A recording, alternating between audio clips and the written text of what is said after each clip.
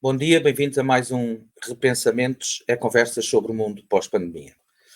O repensador de hoje nasceu em Gouveia, licenciou-se em Direito e é jornalista. Há muito que se dedica a temas como a história da mobilidade, o automóvel e o desporto automóvel, tendo sido diretor de várias publicações com esta temática. Através da sua editora tem também publicado várias obras nesta área. É jurado dos Global Mobile Awards desde a primeira edição e em 2018, em parceria com o Museu do Caramulo, fundou um órgão de comunicação social digital com o objetivo de informar, de forma incentivadora, sobre cidades inteligentes, mobilidade, energia renovável e sustentabilidade.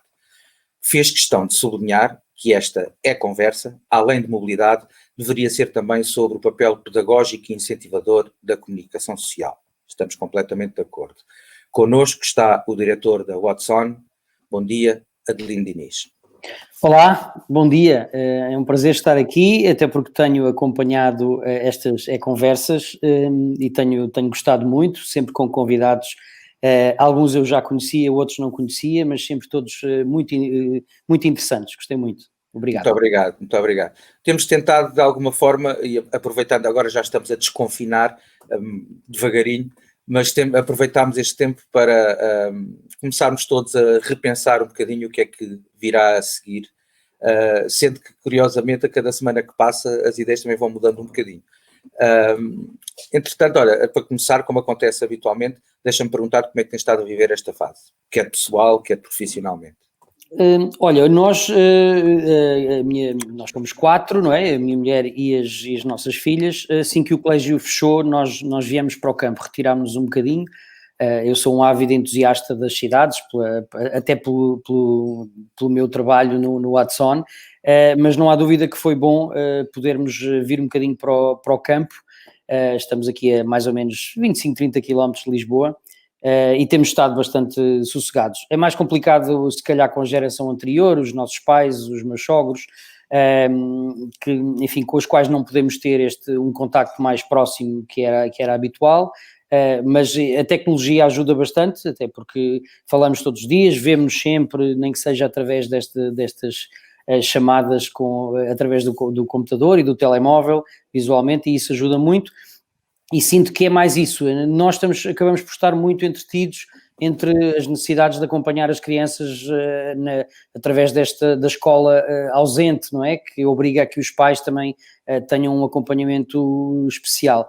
Eu confesso que eu tinha um trabalho em mãos de investigação, que não tinha a ver com estes temas mais modernos, e que até me deu algum jeito não haver menos reuniões, ou as reuniões serem um bocadinho mais rápidas ou desta forma, porque me permitiu concentrar-me numa investigação que estou a fazer relacionada com a história do desporto automóvel e que ficará pronto em outubro, portanto está. Ao mesmo tempo, a vantagem também dos órgãos de comunicação social em formato digital é que a nossa atividade não abrandou, portanto o Watson continuou regularmente a publicar várias notícias por dia, atento a esta situação, fizemos um pequeno acerto em termos de enquadramento editorial a todas estas questões relacionadas com o Covid-19, com a pandemia. Notámos também, e foi bom podermos dar esse destaque, várias empresas e várias organizações que gravitam à volta deste tema da sustentabilidade das cidades inteligentes e das energias renováveis, ver que muitas delas foram muito ativas nesta fase, ajudando, criando oportunidades para as startups também fazerem acertos à sua atividade para poderem ajudar a combater esta situação e por isso foi muito positivo estarmos no fundo na crista da onda a acompanhar e a divulgar esta situação. Agora também é importante, penso eu que depois do confinamento é importante nós também irmos abraçando o desconfinamento. Esta semana já tive a primeira apresentação. Ainda sem abraços. Ainda sem abraços, os abraços virtuais, não é? Mas foi positivo, olha, estive na apresentação da NIO em Portugal. A NIO é um líder da produção de scooters elétricas, de soluções de mobilidade com zero emissões locais, e tem um representante agora português, abriu a primeira loja em Lisboa, em Alcântara, vai abrir uma também no Porto, e vai ter vários concessionários no país. e gostei imenso. Eu já tenho tido alguma experiência com as scooters elétricas e eu considero que são uma excelente forma de mobilidade, sobretudo naturalmente dentro das cidades, e que podem em muitos casos substituir outros veículos, inclusive o automóvel próprio. Portanto, e já houve uma apresentação em mãos, andámos nas scooters, conversámos, eles ofereceram umas máscaras até bastante bonitas, e até fui a um restaurante, portanto, que também já não ia há 2 meses e meio, que já não ia a um restaurante, e portanto foi uma experiência interessante e positiva, e acho que agora também temos que, com alguma confiança, assim, com algum cuidado também, mantermos aqui algumas regras de segurança e distanciamento social, mas acho que temos que também agora arrancar, até porque senão as questões, quer dizer, a crise económica que nós vamos atravessar agora vai agravar-se, não é? Sim, acho que é a altura, como diz e bem, de começarmos também a desconfinar, e tal da mesma maneira que nós no primeiro On Mobility, que era um evento presencial, passámos-lo para digital em vez de cancelar, o que foi também para passar uma mensagem que é, ok, estamos confinados, mas não estamos mortos, não paramos. Não, vocês podiam ter mais gente do que teriam se tivesse, não é? Eu fiquei com essa ideia de que tinham tido mais pessoas a assistir do que se tivessem feito fisicamente. Nós no Museu do Oriente a sala tinha lugar para 100 pessoas e no online tivemos 160 e tal, uma coisa assim, o que, portanto, abriu outras possibilidades. Mas da mesma maneira que isso aconteceu, agora vamos começar a fazer eventos híbridos, digamos, mantendo a vertente digital. Nós já fazíamos bastante isso também, até porque é uma das coisas que nós promovemos, por exemplo, o teletrabalho e outras soluções para evitar deslocações. Preferimos fazer eventos mais pequenos, locais, dedicados às pessoas à volta e depois transmiti-los para os distantes em vez de os convidar para irem lá também. Mas já vamos falar desses eventos e de outras coisas, para já ainda ficando um bocadinho no passado e no presente, antes de nos virarmos para o futuro.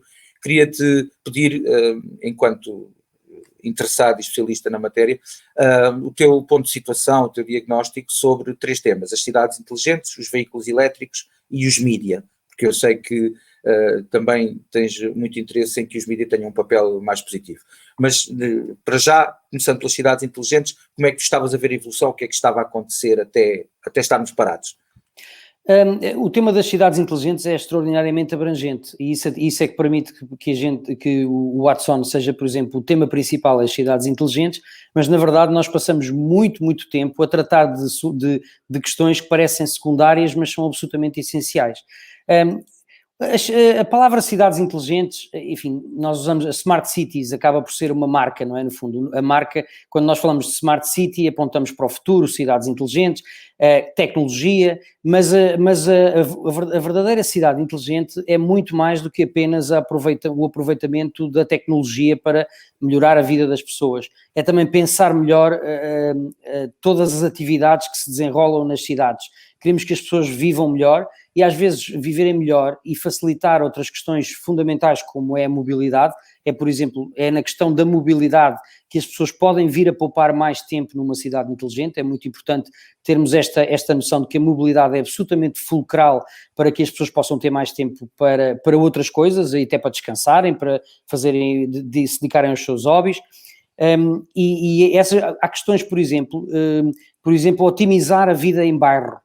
A vida em bairro, criar os chamados superblocks, não é? No fundo das cidades, é uma solução que é inteligente porque é pensada, porque na verdade toda a tecnologia já existe e está disponível. Se nós fecharmos um bairro sobre si mesmo e permitirmos que as pessoas que lá vivem e que lá trabalham consigam movimentar-se melhor, provavelmente até tendo muitas zonas onde nem sequer é permitido usar os automóveis, as pessoas usam bicicletas, usam outros sistemas de mobilidade suave, andam a pé.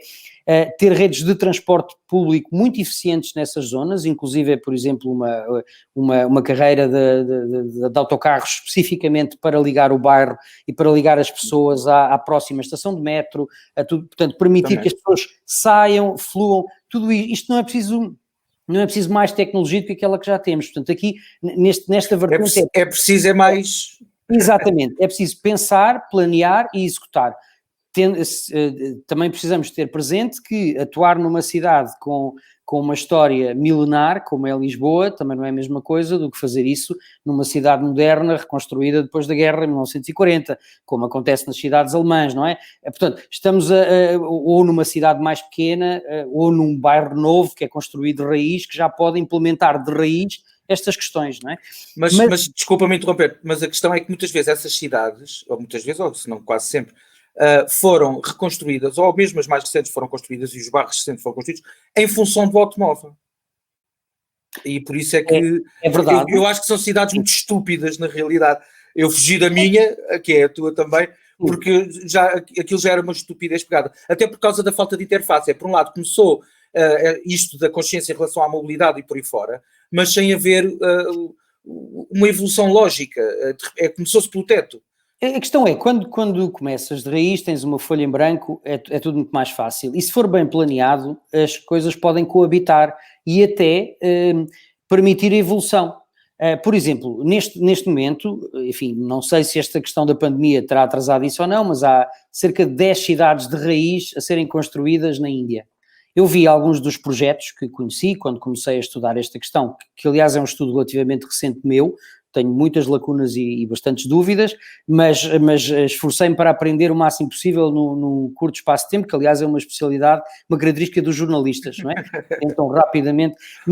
E a questão é, eles preparam estas novas cidades que estão a ser construídas, muitas vezes a 30 ou 40 quilómetros de uma cidade já existente. Aliás, eu acho que a ideia é depois transbordar boa parte da população para ali, não é? Eles têm margem para, por exemplo, tudo o que tem a ver com as canalizações, as condutas de gás, tudo isso feito de forma a poder albergar numa fase inicial 100, 150, 200 mil habitantes e poder ser extrapolada com áreas novas que vão sendo reservadas para construção futura, para que a cidade possa vir a ter vários milhões de habitantes. E isto é o pensar de raiz. Agora, claro, quando temos uma cidade muito antiga, e aliás, dei exemplo de Lisboa, que, enfim, é uma das cidades mais antigas de Portugal e também, e até da Europa, muito mais antiga do que Paris e Londres, por exemplo, mas temos outras cidades como Amsterdão, que ainda por cima tem aquelas questões dos canais, tudo aquilo é preciso navegar quando estamos a alterar. E há muita coisa que se calhar não pode ser alterada, nós não podemos entrar pelos bairros históricos de Lisboa e exigir que aquilo tenha condições modernas de funcionamento. Agora, se calhar temos é que regulamentar a forma como esse sítio é explorado e se calhar não haver circulação automóvel ou haver circulação apenas para os residentes, pronto, tudo isso está a ser feito. Eu acho que, desse ponto de vista, eu acho que Portugal tem excelentes exemplos, um excelente exemplo do conceito de Smart City aplicado, inclusive ao próprio governo da autarquia, da forma como o orçamento participativo, a forma como se relaciona com... É mais feito a nível autárquico e eu acho que é um exemplo Cascais. Cascais, de facto, soube fazer essa transição. E é um bom exemplo numa série de aspectos da preocupação com a mobilidade, mas também a preocupação com a ligação aos próprios cidadãos e a forma como podem participar na gestão da autarquia, dando ideias, dando sugestões. É um exemplo. Mas Cascais também tem uma particularidade, é realmente um concelho muito específico, com enfim, uma capacidade financeira também fora do vulgar em Portugal, e também tem um conjunto de habitantes relativamente reduzido. Portanto, é muito mais difícil fazer isso numa cidade maior, como o Porto, como Lisboa, mas eu acho que em vários aspectos nós temos estado atentos e tem sido feito um caminho muito positivo. Porque assim, toda a mudança implica sempre sacrifícios, implica um período de adaptação, e pronto, e é preciso convencer as pessoas e mostrar às pessoas que estas mudanças são para melhor, mesmo que no curto prazo possam ter alguns constrangimentos. Eu concordo, se bem que pronto, em relação a Cascais não tenho, eu vivo cá, não tenho uma perspectiva tão positiva. Acho que sim, que mencionaste algumas coisas que sim, que se nota uma evolução positiva. Depois há outras que é mais para inglês ver, e depois há coisas em que eu sei que nós discordamos, por exemplo, como o terem andado a pôr parquímetros nas estações de comboio teve um efeito negativo, não incentiva a utilização do comboio, pelo contrário. E eu tenho muitos exemplos aqui que o que acontece é estão essas ruas vazias, porque as pessoas não estão para estar a pagar, Os carros estão ou nas ruas de trás, e temos essas pessoas a começar a reclamar porque levaram com os carros ali, ou estão outra vez na Marginal e na A5, porque se pagam aqui, então pagam em Lisboa. Mas Cascais tem uma dificuldade que é preciso vencer, que aliás é óbvia, se temos pessoas a saírem do Concelho de Cascais e irem para outro local trabalhar e depois ao fim do dia fazerem o percurso inverso, essa situação precisa de uma atenção específica. E no caso que tu falaste do comboio, o comboio é absolutamente essencial, e eu, como digo, eu acompanho isto há 3, 4 anos, mas dizem-me, por exemplo, que há 20 anos era normal um executivo que trabalhasse em Lisboa e vivesse em Cascais, ia com a sua mala no comboio, e era uma coisa perfeitamente pacífica, normal, era a forma mais eficiente dele chegar, fazer o seu trabalho, voltar, uma pessoa que poderia perfeitamente ter o custo de ter um bom automóvel e ir pela estrada. E tinha o seu automóvel. Tinha, mas não usava para esta deslocação, que é uma deslocação que noutros países é uma coisa que se faz perfeitamente normal, 30 km, 35, 40, até 50 km ou mais, fazer diariamente de comboio, ir e voltar, é um procedimento normal, e nós aqui houve claramente um enorme desinvestimento, e particularmente parece-me ter havido um desinvestimento ainda maior nesta linha específica, que merece outra atenção, e é uma fonte de problemas, quer na entrada e saída de pessoas de Cascais, quer também tem efeitos também depois em Lisboa, não é? Sim, eu acho que na realidade a linha de Sintra ainda é bastante pior. Aqui na realidade eu vou muitas vezes de comboio para Lisboa, sempre que posso. Tenho depois a dificuldade, por exemplo, muitas vezes eu vou ter 3 reuniões em Lisboa, por mim ia de comboio, mas chego à brilhante conclusão que depois em Lisboa tenho que apanhar alguns 11 transportes diferentes para ir às 3 reuniões, e portanto tenho que levar o carro. Segunda opção, levava o carro, mas deixava-o num sítio junto de uma estação de metro, uma coisa qualquer, e depois deslocava-me em transportes públicos para os outros. Também não pode ser, porque não posso lá deixar o carro porque é pago e eu não sei quanto tempo é que vou demorar. E portanto às tantas acabo por andar com o carro de um lado para o outro contra vontade. Eu queria muito ter soluções. Por isso é que eu digo, há muitas coisas que eu acho que se começou pelo teto. Mas a questão do estacionamento é assim, o princípio é de que uma pessoa que compra um automóvel tem que ser responsável por todas as despesas associadas ao seu automóvel, incluindo o tempo em que está a ocupar um espaço público, não é? Chama-se imposto de circulação. Foi criado pelo Salazar para ajuda ao esforço de guerra do ultramar, e já pagamos o impacto do nosso carro na cidade. Essa é a parte da circulação. Mas não serve para parar. Não serve para parar. Portanto, quando paramos, estamos a ocupar um espaço que podia ser... Repara, se nós pensarmos que aqueles espaços de estacionamento podiam ser utilizados para um jardim, para uma ciclovia, em muitos sítios não há outro espaço. Tens a estrada, tens a rua, nem sequer passeios em condições, temos passeios mínimos, não é? Que não dão para 2 pessoas se cruzarem sem saírem da estrada. E, portanto, nós temos que pensar que o estacionamento dentro da cidade ocupa uma área que, na verdade, é de todos, é da cidade. E para ser utilizada tem que ter uma contrapartida, tem que ser paga. Pronto, eu compreendo isto e quer dizer, compreendo, ninguém gosta. Eu não compreendo assim, vais-me desculpar, e deixa-me, é assim, tens o exemplo, por exemplo, e tu saberás muito melhor que eu que andas a estudar isso, o que está a ser feito nessas tais cidades novas na China, que é, tens interfaces externos em que os veículos que vêm de fora param ali gratuitamente e são substituídos por veículos para entrar dentro da cidade. Isto sim, nós não temos essas interfaces, nós não temos essas zonas de estacionamento externas para depois pegarmos numa scooter, numa bicicleta, no metro, seja no que for, e deixar ali o carro. Não temos. Mas temos outra questão também, que é, nós pagamos, é que nós já pagamos tudo e mais alguma coisa. Nós já pagamos o imposto automóvel mais caro do mundo. Recordo que há 10 ou 12 anos atrás, como depois da União Europeia chatear muito o governo português, porque inclusivamente cobrávamos IVA sobre o IA, isto é roubar, é o Estado a roubar, e imposto de imposto é roubo. O que aconteceu foi, aumentou-se o IA para compensar essa receita fiscal. Já pagamos para construir estradas e depois pagamos para lá passar, pagamos 70% de impostos no combustível e se for só menos usado para beneficiar outras coisas em termos de mobilidade e incentivar formas de mobilidade mais sustentável, até era bom, mas não é o que acontece. E pagamos esse tal imposto de circulação já pelo impacto do nosso carro na cidade. Se tivesse, eu até concordo, e há sítios como, por exemplo, olha, a Amadora, em que há uma zona de estacionamento pago, com que eu não discordo minimamente, é a zona comercial, num dos lados da estação de comboio, do outro lado há estacionamento gratuito, no resto da cidade há estacionamento gratuito, ali queremos rotatividade, faz sentido. Agora, andar a pôr parquímetros em zonas meramente residenciais e andar a passar cartões de residentes em maior número do que os lugares de estacionamento existentes, não é só começar pelo telhado, é ir buscar mais dinheiro às pessoas que já pagaram tudo isso para terem o automóvel. Eu não discordo a 100% dos parquímetros, discordo mais. Eu vivia na zona cobaia dos parquímetros em Lisboa, que foi as Avenidas Novas. Teve efeitos criminosos, absolutamente criminosos. Conseguiu-se transformar uma zona maioritariamente residencial numa zona empresarial, porque as pessoas que lá viviam, em 10 anos, desapareceram dali para fora. Para onde é que foram todos? Para a ponta da A5 e para a ponta do IC19. Piorámos a pendularidade, piorámos bastante as entradas e saídas em Lisboa com isso. Agora estão a ir para lá outras pessoas com maior capacidade de compra.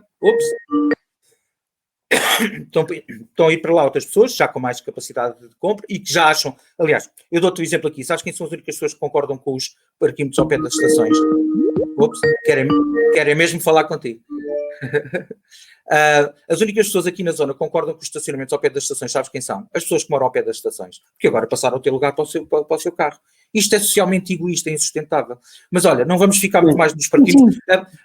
Eu acho que o bom exemplo, na realidade, porque se tivéssemos feito as coisas, melhoramos os transportes públicos, voltamos a investir na ferrovia, fazemos corredores cicláveis, transformamos os bairros em autossustentáveis em termos de vivência. Por exemplo, como tu estavas a dizer, e bem, e por aí fora, então aí sim, agora vamos ver onde é que é preciso colocar parquímetros. Não foi isto que aconteceu. O que aconteceu foi, vamos tirar mais 30 milhões por ano aos lisboetas por terem carro. E isto foi a razão. Tanto que primeiro era a gestão do estacionamento e hoje em dia é por mobilidade sustentável. Até a desculpa mudou.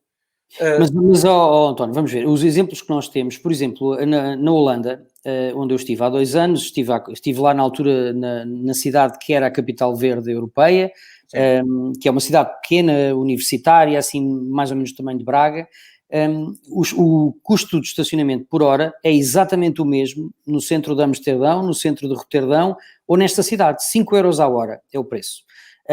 As pessoas têm muitas alternativas, têm sobretudo ciclovias para poderem andar com as suas bicicletas. Eu andei lá de bicicleta durante 2 dias com as minhas filhas, divertimos bastante, fizemos quilómetros que nem sequer sabíamos que conseguíamos fazer, e as coisas funcionam todas bastante bem e fluem, e as pessoas só estacionam dentro da cidade quando de facto não têm alternativa nenhuma, e é sempre por um curto espaço de tempo.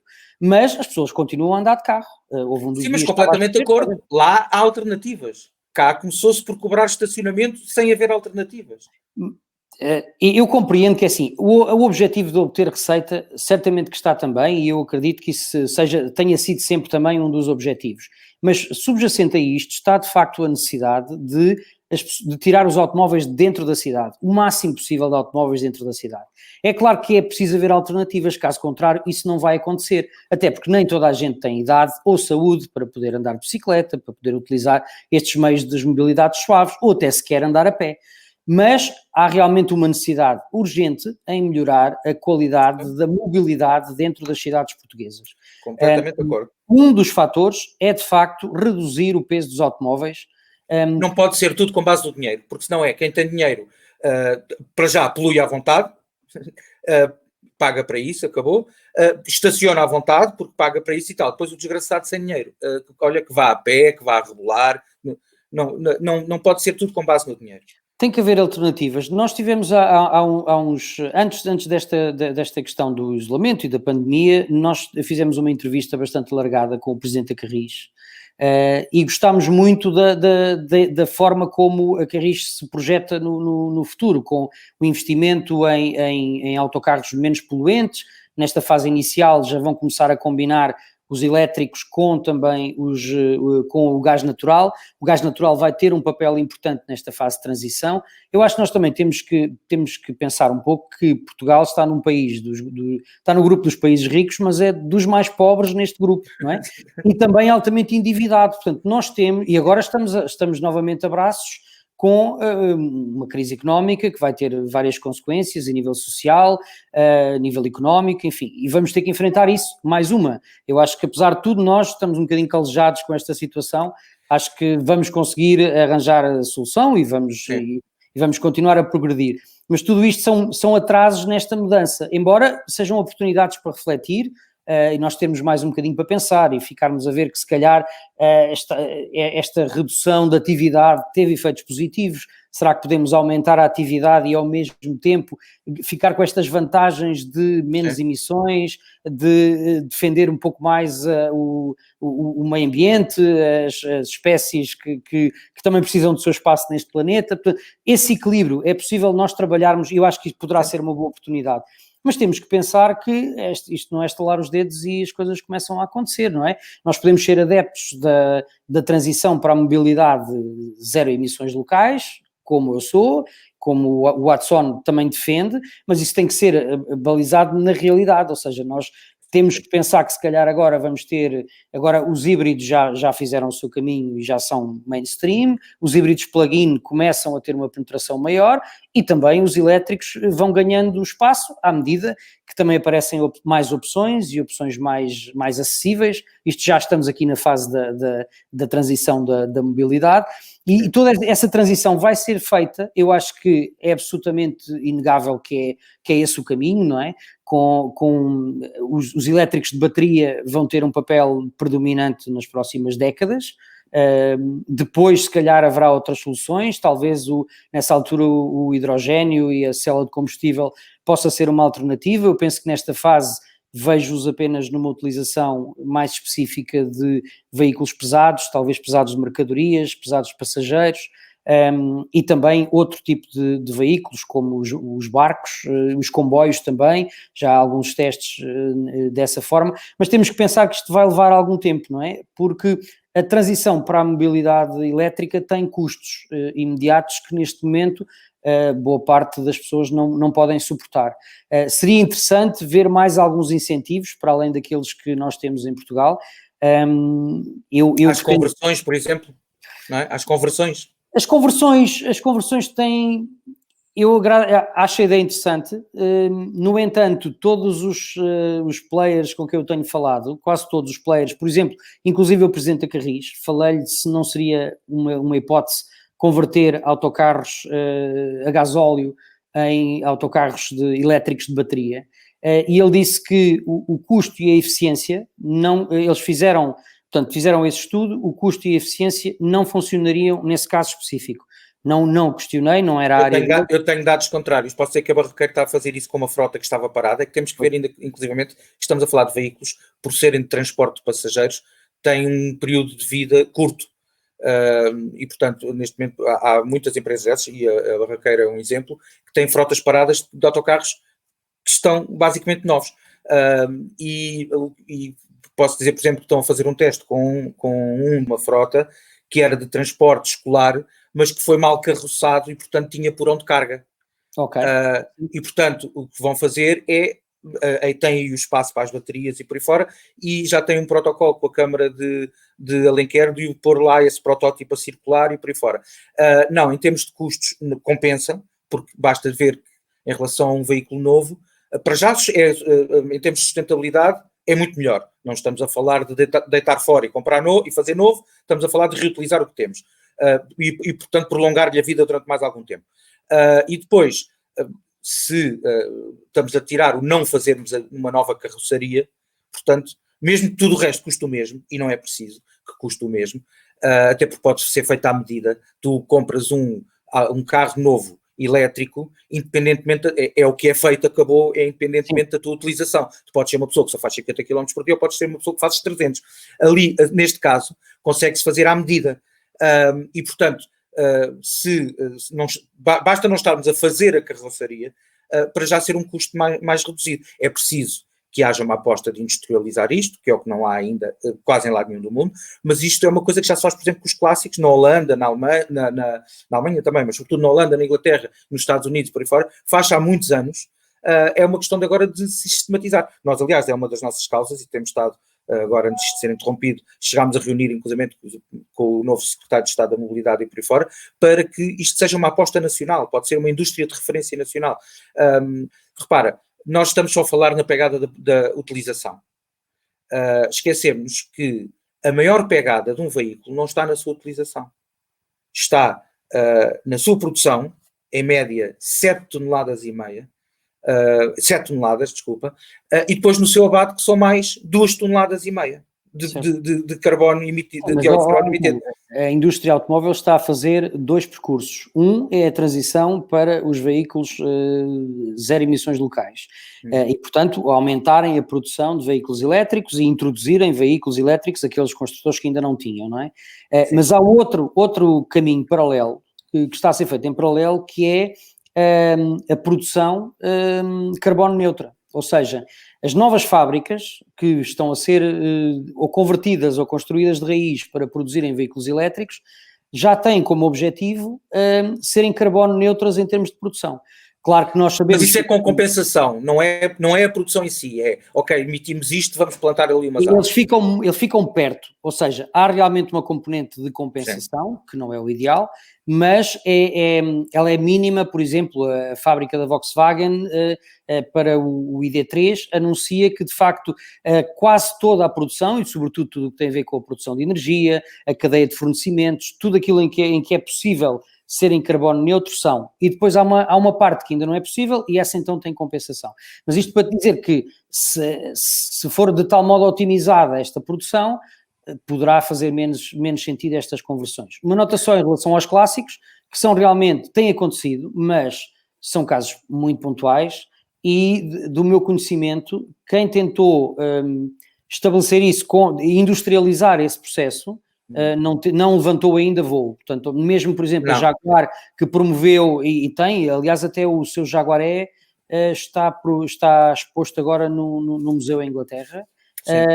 Serviu para o casamento real. Serviu para o casamento real, deu aquele sururu. Eu, por acaso, estive perto de conseguir ensaiar, mas, entretanto, ele tem que esperar que ele saia lá do museu. Está aberta essa possibilidade. Eu acompanhei a conversão. Sim. E é muito caro.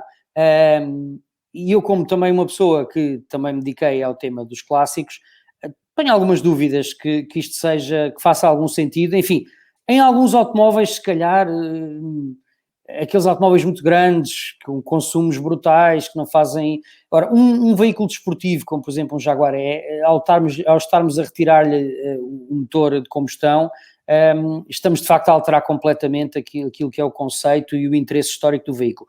Mas, enfim, não sei se isso não será uma coisa que para outra. Lá está, por exemplo, eu posso dizer, eu tinha vários, já só tenho um, está parado há 5 anos na garagem, porque eu não tenho lata para ir passear com ele, porque não me parece bem eu ir passear, poluir para brincar, para passear, e depois o desgraçado do Fiat Uno não pode entrar em Lisboa nem para levar o filho ao hospital. Isto não é socialmente sustentável. Mas há uma questão aqui, é que um clássico, supostamente um clássico em estado original, cumpre uma função cultural que o Fiat Uno não tem. Que é os carros que nunca devíamos ter tido, devíamos ter produzido. De interesse histórico, não é bem assim, até porque isto é todo um percurso, não é? Sem esses automóveis não teríamos chegado até aqui e não teríamos agora outra forma. Os primeiros foram elétricos. Depois o petróleo ficou muito barato. Não foi exatamente. Os primeiros não foram elétricos. Descobriram-se as grandes, 1870 e qualquer coisa, assim. Depois descobriram-se as grandes jadidas de petróleo, o petróleo ficou muito barato e durante 100 anos tivemos o petróleo a impedir que se desenvolvessem outras coisas. Pronto, é verdade. No entanto, também é preciso perceber que a tecnologia que estava disponível em 1910 era muito, muito limitada no que dizia respeito aos veículos elétricos. É um tema que eu conheço bastante. Aliás, o livro mais antigo que eu tenho sobre automóveis é um livro de 1901, francês, sobre automóveis elétricos. E é bastante interessante ler. A conclusão final desse livro é muito curiosa, porque diz que enquanto não houver solução para o peso das baterias e para a autonomia, os veículos elétricos estão condenados a uma utilização muito limitada. E é curioso ver que não foi, embora de início os veículos elétricos tivessem um papel importante nas cidades, era o carro de ir à ópera, era o carro de fazer atividades limpas, não é? Porque o outro deitava fumo e era sobretudo para viajar entre cidades. Com o tempo, sobretudo nos Estados Unidos da América, o elétrico continuou a ser utilizado nas quintas. Porquê? Porque era um automóvel que era usado uma vez por semana, ou até por mês, para ir ao mercado, levar alguns produtos e comprar. Portanto, e como não tinha quase manutenção, os custos eram muito, muito baixos, e como fazia só essa viagem uma vez por semana, tinha tempo amplamente para carregar as baterias lentamente, Adelino, chumbo, não é? mas olha, primeiro, esses primeiros carros elétricos tinham autonomia maior do que os a combustão, da altura. Só, sendo que os outros depois era só meter gasolina e está a andar. Agora, lembras-te que era um carro de 1900 a combustão e o que é um carro a combustão hoje em dia? Se tivéssemos investido na evolução dos elétricos em vez dessa, hoje se calhar sabemos lá onde é que já iríamos, não é? A questão é que teve tudo estagnado durante muito tempo. Mas eu acho que, pronto, estás a desvalorizar um pouco aí o fator da parte dos computadores, de toda esta parte de tecnologia que é muito recente e teve um ímpeto muito maior nos anos 60 para a frente. Portanto, eu penso que não era possível. Hoje temos os BMS, os Battery Management Systems, que permitem tudo isso. Também permitem produzir de outra forma e com muito mais rigor elementos que são de facto mais difíceis. Ou seja, nós podemos considerar que para a época, de facto, o motor a combustão permitia maior margem de erro e de construção industrial que nós temos atualmente, não é? E, portanto, está na fase agora, de facto, de nós alterarmos o nosso enfoque, não é? E os automóveis, é preciso não esquecer que o automóvel, mesmo a combustão, veio trazer uma qualidade de vida muito superior às cidades, porque a poluição feita pelos cavalos, não é? Pelos hipomóvel, era de longe muito pior. Fator também de doenças horríveis, não estou a retirá-las aqui à poluição dos motores de combustão, mas é preciso ver que foi um salto qualitativo muito grande, também em termos do ambiente da cidade, não só em termos de rapidez, porque reduziu... Sim, mas a questão é que prolongou-se demasiado no tempo, ainda há poucas dezenas de anos, e já estou a ser otimista, continuávamos, aliás, já tínhamos parquímetros e continuávamos, por exemplo, a anular carreiras de autocarros, a acabar com os elétricos, com carreiras de elétricos e outras coisas assim. Portanto, como dizes e bem, o grande salto em nível eletrónico, digamos, foi por altura dos anos 60, 70, mas o certo é que até a Toyota, que fez um carro elétrico, a seguir andou a recolhê-lo e a pôr em tribunal quem não o entregava, e coisas assim do género. Portanto, sim, eu reconheço o papel, obviamente, eu não tenho a cabeça enfiada na areia, o papel que teve. Agora, acho que, por exemplo, estarmos a dizer que, não, é a parte histórica dos clássicos e tal, vais-me desculpar, eu discordo completamente. Então, para isso vamos fazer a antologia dos tanques. Mas uma coisa, imagina que queres fazer um filme de época ou queres fazer...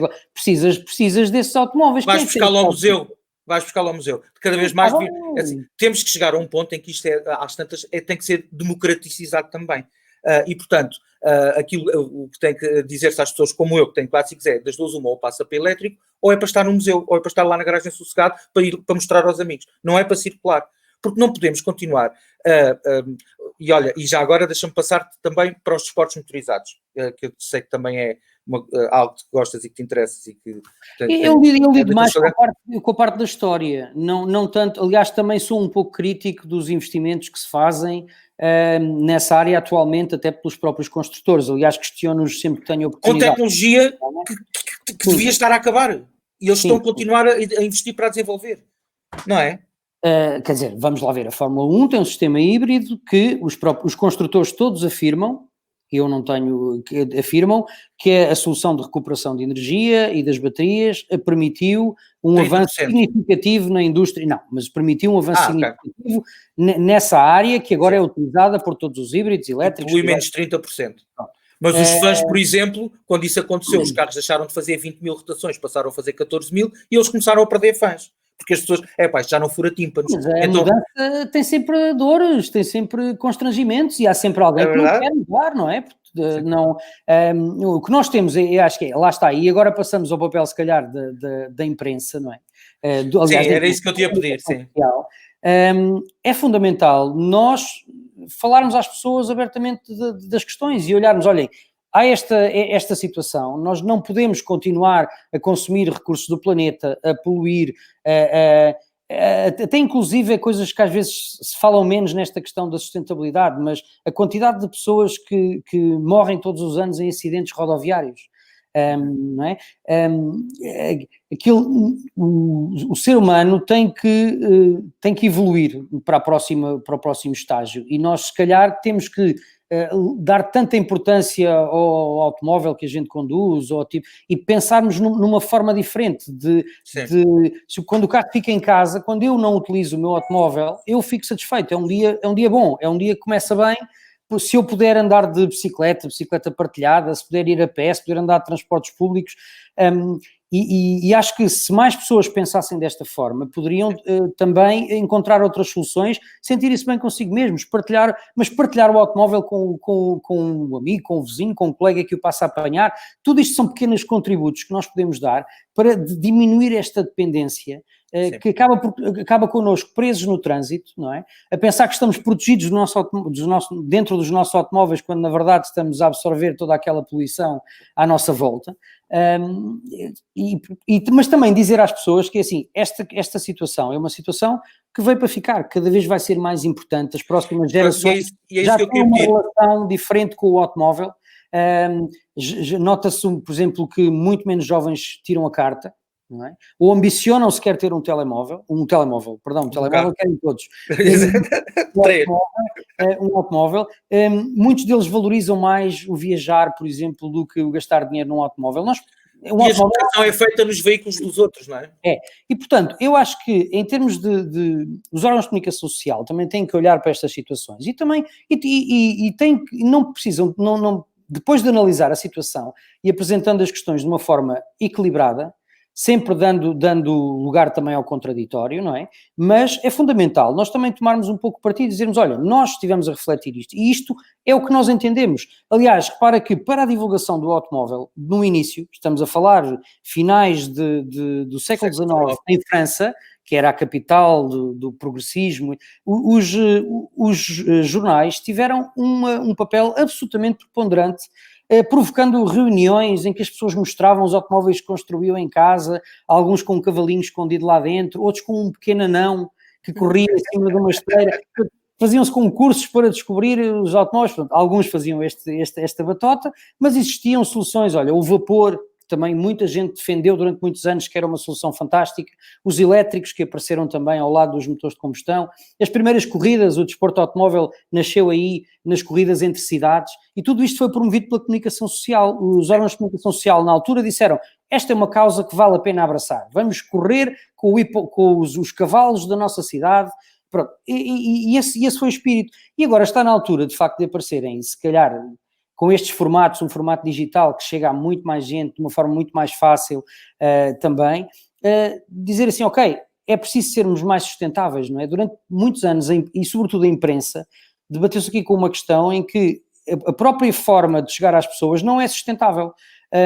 Quando tu tens 70% do que tu produzes em quantidade de revistas, não é? Papel, tinta, todos os recursos com isso, para ser lido uma vez, mas é lido uma vez e só 30% é que tem aproveitamento, os outros 70% vão para o lixo.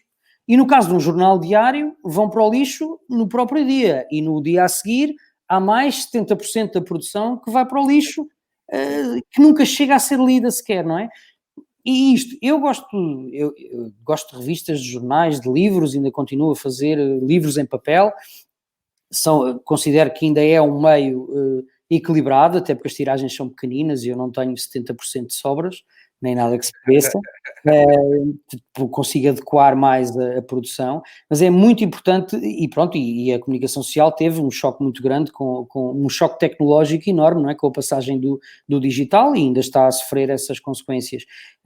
Mas é isso, o Watson surge precisamente porque há outro ponto de vista que merece atenção, que é apoiar as pessoas que adotaram os veículos elétricos, quando os veículos elétricos tinham uma autonomia verdadeiramente miserável, com 80, 90, 100 km de autonomia. Eu não acompanhei muito diretamente isso, mas conheço agora esses veteranos, esses verdadeiros pioneiros.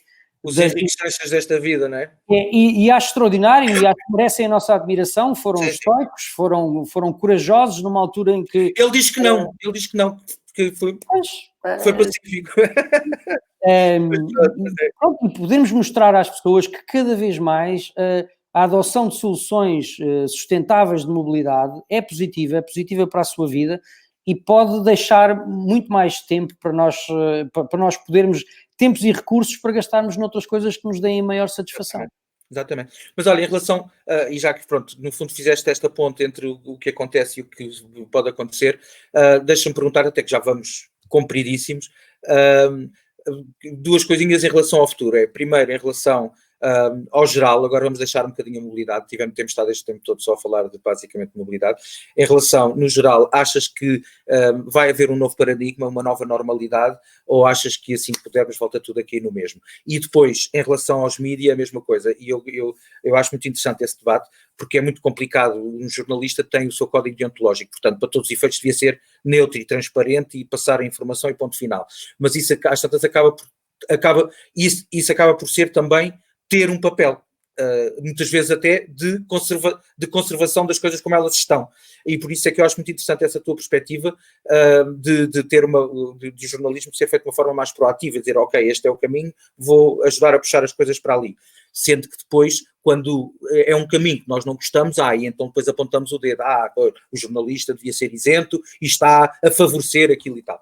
Como é que tu vês, quer o papel dos mídia, porque estão a levar também um grande baralhar e voltar a dar nesta fase, quer no geral, como é que tu vês que vão ser as coisas no novo paradigma, se é que vai haver, se é que não vai cair tudo no mesmo?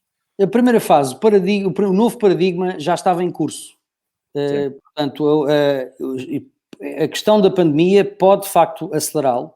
Eu acho que a causa verde, a causa ambiental e a causa da sustentabilidade é provavelmente a causa mais importante que a União Europeia enfrenta, e eu acho que a Europa tem tudo para ser a referência a nível mundial desta revolução. Aliás, tem tudo e precisa disso, porque eu acho que isso é um fator de união até, pelo menos, partilhado pela maior parte dos países que atualmente a compõem, se não mesmo todos, mas enfim, há 1 ou 2 casos que eu penso que se calhar estarão noutra fase e precisam de umas mudanças internas, dos ajustes internos para poderem fazê-lo. Mas eu penso que essa causa é absolutamente paradigmática e fundamental até para o futuro da União Europeia. Portanto, acredito na Europa como bastião dessa mudança. Acho que é fundamental também que se aproveite este aviso muito importante de que é necessário recuperar para a Europa a indústria desta área, portanto, a indústria da mudança tem que existir também na Europa, parece-me absolutamente fundamental. E por isso, eu também sou um otimista, também acredito que vamos aproveitar esta oportunidade da melhor forma, ressalvando apenas que um sobressalto e uma crise económica são sempre um fator que pode obstar a algumas implementações, sobretudo ou atrasá-las, pelo menos, não é? Das infraestruturas, não é? Mas também são um fator que fomenta a imaginação e a capacidade criativa, e nesse aspecto acho que Portugal está bem posicionado também. Relativamente à comunicação social, para já, em relação a mim particularmente, toda a minha vida profissional me dediquei à questão da mobilidade, particularmente à história do automóvel, por isso sou uma pessoa que gosta e aprecia muito os automóveis e a história do automobilismo, portanto não renego nada do que está para trás. Olho para o presente numa perspectiva de o que é que eu quero fazer que seja impactante, que seja relevante. O trabalho dos jornalistas e dos órgãos de comunicação social, para poderem ter algum efeito, primeiro têm que ser relevantes. Por isso nós temos que nos inserir e ver quais são as questões e as motivações para lançarmos um novo órgão de comunicação social. Foi isso que fizemos com o What's On. Achamos que apareceu na altura certa e no momento certo. Não somos parciais na avaliação das situações, mas até porque assim já fizemos essa avaliação prévia, achamos que este é o caminho da sustentabilidade é fundamental. A sustentabilidade não é só na mobilidade, a sustentabilidade é a nível económico, a nível social, a nível ambiental. Todos esses vetores são fundamentais. Sem natureza não há pessoas, sem pessoas não há empresas. Portanto, isto não é um tripé, não é? Isto não é um tripé, este é um esquema em pirâmide, sendo que a maior de todas é o nosso planeta, é a natureza. Depois, em cima disso, estamos nós, as pessoas, que realmente cada vez ocupamos mais espaço, temos que pensar aqui numa forma de otimizar esta questão, e depois em cima, sim, está a economia, estão as empresas, está o dinheiro, que é fundamental para fazer o mundo avançar também.